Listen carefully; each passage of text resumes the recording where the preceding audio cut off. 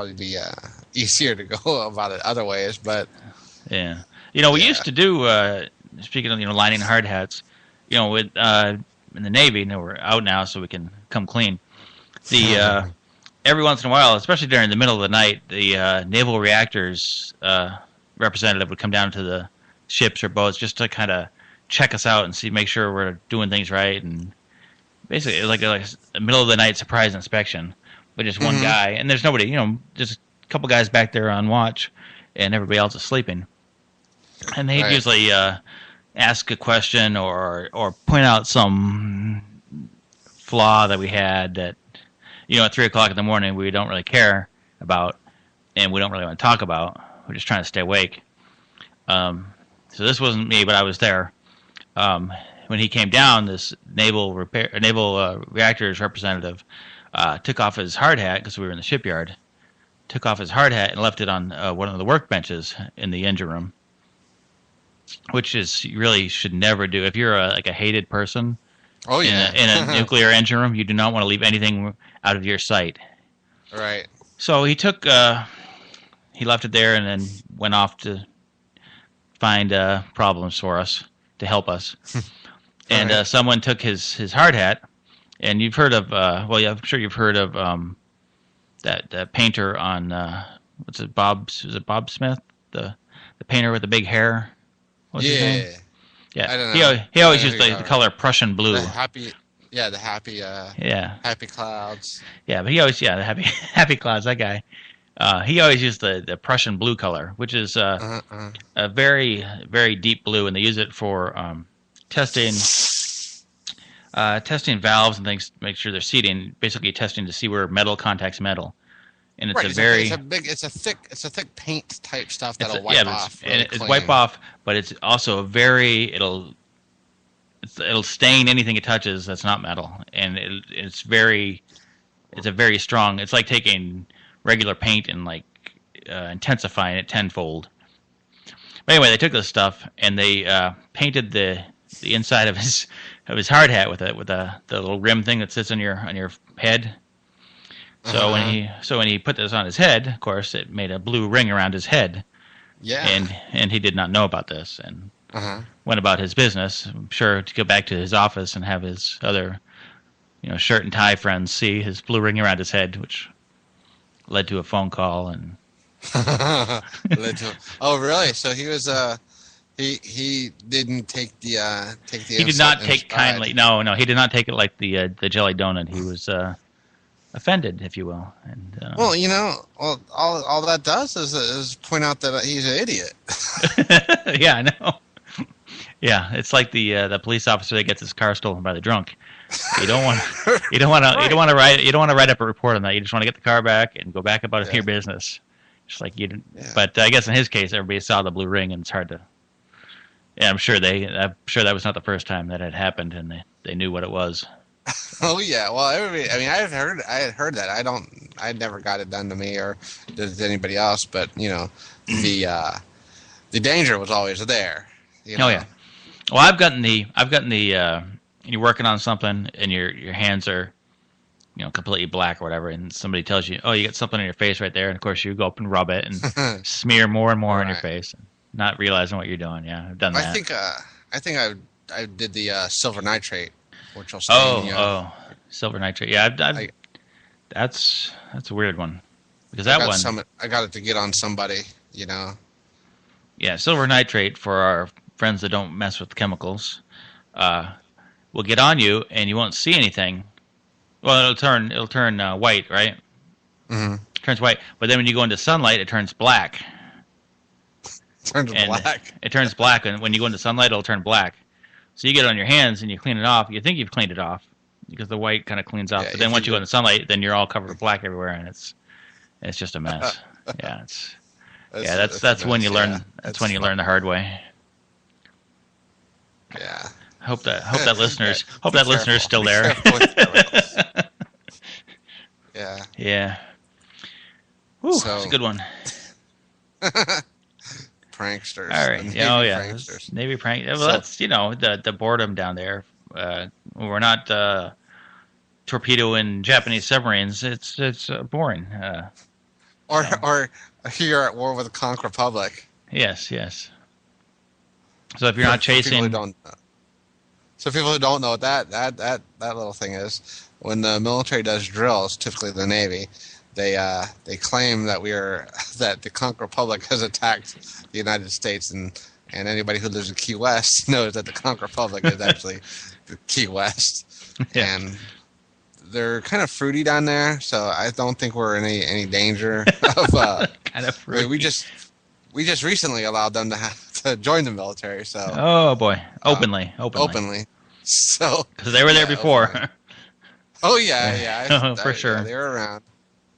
Just Sam Iverstein. Oh. But do you have new information on that, or? No information on that. No information. No. Okay, just rumors. Just assumptions and innuendos. So, yeah. So that's that. Wow, that's weird stuff. Yeah. All right. Well, why don't we take a little break here? All right. What are we some music queued up. This is one of my favorite Ryan Starr songs. Of course, like I said, he's coming up here. He's going to be playing this weekend, and we're going to have some tickets to give away, Lenny. It's very exciting. Right. So he'll be up in this area. So this one's called Breathe, and the video is on our website if you want to see that.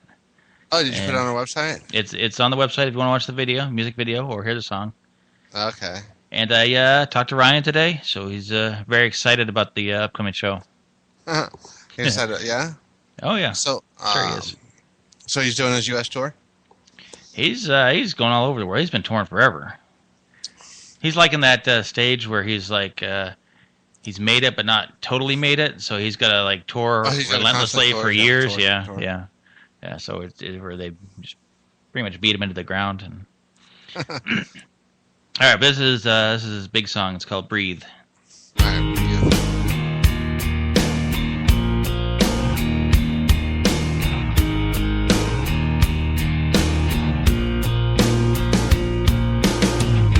She's fine most of the time.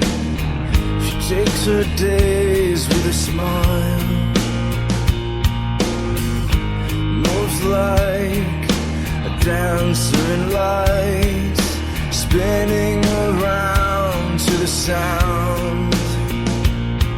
But sometimes she falls down.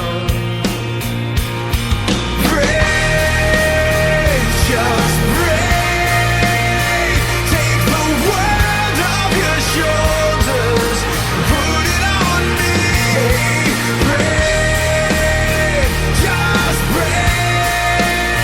Let the life that you live be all that you need. She likes New York at night. She dreams of running away. Shine on, bright like the sun, when even the sky turns gray. I need you to hear me say, I need you to hear me say, just breathe. Take the world off your shoulders, put it on me. Breathe, just breathe. Let the life that you live be all that you need. Let go of the fear, let go of the doubt, let go of the who try to put you down. You're gonna be fine. Don't hold it inside. If you hurt right now, then let it all come out. Breathe, just breathe.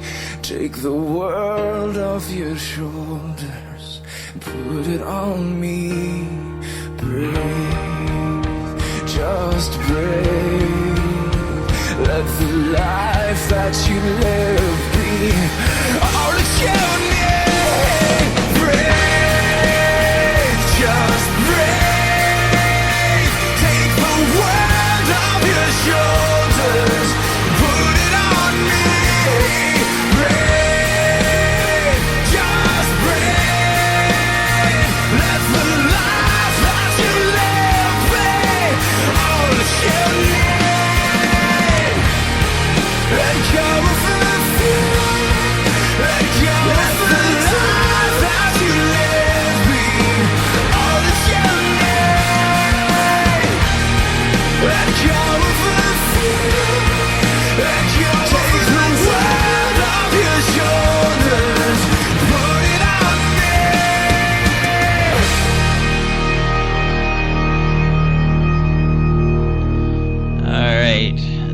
Breathe from Ryan Starr.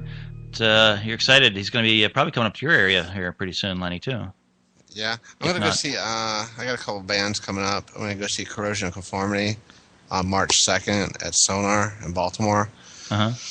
Now, Corrosion of Conformity, you might... Did they pay you? Did they pay you for that spot? Or No, but hey, check it out. So, check it out. Corrosion of Conformity is a band. It's a kind of old school punk rock band that kind of went into like a southern metal sort of vein and whatnot. But they were the first. They sold more T-shirts than records because they had this crazy good symbol, which is actually I have a tattoo of it. I got the tattoo when I graduated nuclear power school. It's a trifoil that is inside of a skull. I remember this. You ever see that? Do you know what I'm talking about? I remember your tattoo. Yeah. Yeah. So when I graduated power school, I got that tattoo, and they actually do make good music as well. So there you go. No regrets about the tattoo? Absolutely not. No. Okay. Yeah, it's awesome. I'm gonna go see those guys. I've seen this guy. I saw those guys play in Wichita, Kansas, at a bingo parlor. Okay. Well, a couple questions. One, of course, what the hell were you doing in Wichita, Kansas? And C, why were you at a bingo hall? Oh, that's where they booked the show. Number one. Okay. I was actually in Anthony, Kansas, which is just like 12 miles north of the Oklahoma border. All right, that's not helping me any. No. But one of our fellow nukes, Eric Gates, lives in Anthony, Kansas. He actually used to work up here with me, and he decided to quit and go home to work for his father. He sells crop insurance now in Kansas. Wow. And this was in the intervening time period between Navy and my current job. Right. So, yeah, and he is contemporaries with Joseph Milton, the insane son of a Pentecostal preacher. Yeah, so that's rebellious son. Oh yeah, and actually, this guy he's actually in the if you were to put us on a sliding scale, me being on the closer to normal, actually you being on the normal side, me being middle, you being on the left, okay, far left, I got normal. you. Melton being totally out of control, insane, borderline institutionalized. Me being in the middle. Right. Eric Gates is halfway between me and Melton. Oh wow, that's some good company. Oh, I tell you what, dude. It did not. Times were never dull. Never with those guys around. When we all lived in the same place on the same ship. You could guarantee a good time would be had. Oh yeah, well, back in the day when I was actually responsible for said Navy guys Melton's behavior, it was much of a headache for me. Right. I lost quite a few years in those weeks we were together. You lost a few years in those weeks. Yes. Actually, Eric Gates is one. He was in our power school class. Yeah, I don't remember. Of course, the power school class in the Navy was pretty big. Yeah, there would have been a couple few hundred. 200 probably at the best. He was at MM, so he would have been